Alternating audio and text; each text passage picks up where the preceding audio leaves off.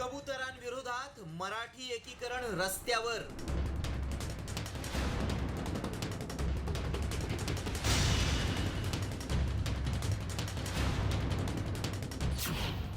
कबूतरखान्याचा वाद आणखी तापणार.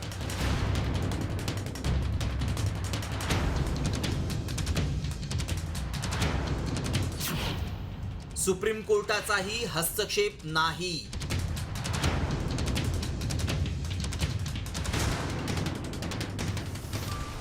मुंबईतील कबूतरखान्याच्या मुद्द्यावरून जैन समाज आक्रमक झाला.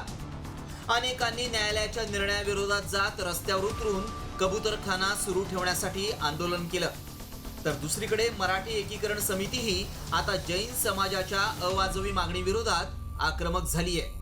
कबूतरखान्याच्या निर्णयाविरोधात आंदोलन करण्याचा इशारा जैन समाजानं दिलेला असताना त्याच दिवशी म्हणजे 13 ऑगस्टला न्यायालयानं दिलेल्या निर्णयाच्या समर्थनात मराठी एकीकरण समिती आंदोलन करणार आहे. मुळात कबूतर हा प्रश्न धर्माचा कसा आला हाच आम्हाला पडतोय आणि कबुतरामुळे नागरिकांच्या आरोग्यास धोका होतोय असं अनेक डॉक्टर मंडळीने सांगितलेलं आहे. आता तुम्ही काय करता, एखादा जैन मुनी उठतो आणि धमक्या देतो की आम्ही शस्त्र काढू, वाटल्यास रस्त्यावर उतरू, मोर्चे काढू. हे चाललंय काय? आणि कोणी जरी शस्त्राची भाषा आणि मोर्चाची भाषा करत असेल तर मराठी एकीकरण समिती देखील शांत बसणार नाही.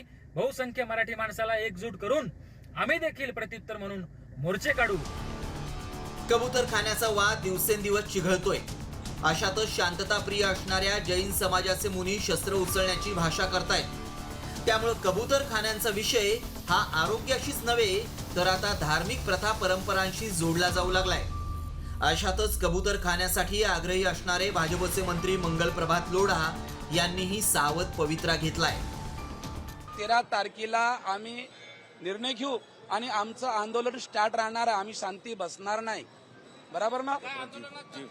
अनशन आम्ही शांतीप्रिय आहे. आम्हाला शस्त्र उचलायची काम नाही. आमचे शांतीनाथ दादा आम्ही शांतीनं करू.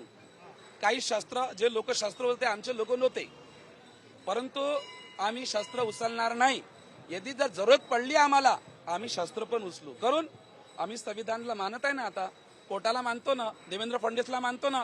आमच्या धर्माच्या जर विरुद्ध आलं तर बस. सर, कबूतरखान्याच्या संदर्भातला विवाद थांबत नाहीये.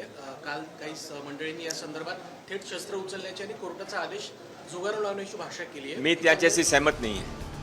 मानवी आरोग्याचा मुद्दा हा सगळ्यात महत्वाचा असून त्या दृष्टीनं जैन समाजानंही या प्रश्नाकडे पाहायला हवं असा सूर उमटतोय. त्यामुळं भाषा प्रांत या मुद्द्यावरून आक्रमक भूमिका मांडणारी एकीकरण समिती आता जैन समाजाच्या अवाजवी मागण्यांविरोधात स्थानिक मराठी माणसाची एकजूट कशी करणार? एकीकरण समितीचे कार्यकर्ते आंदोलनासाठी रस्त्यावर उतरल्यास जैन समाज नेमकी काय भूमिका घेणार याकडेच राज्याचं लक्ष लागलंय. ब्युरो रिपोर्ट, साम टीव्ही न्यूज.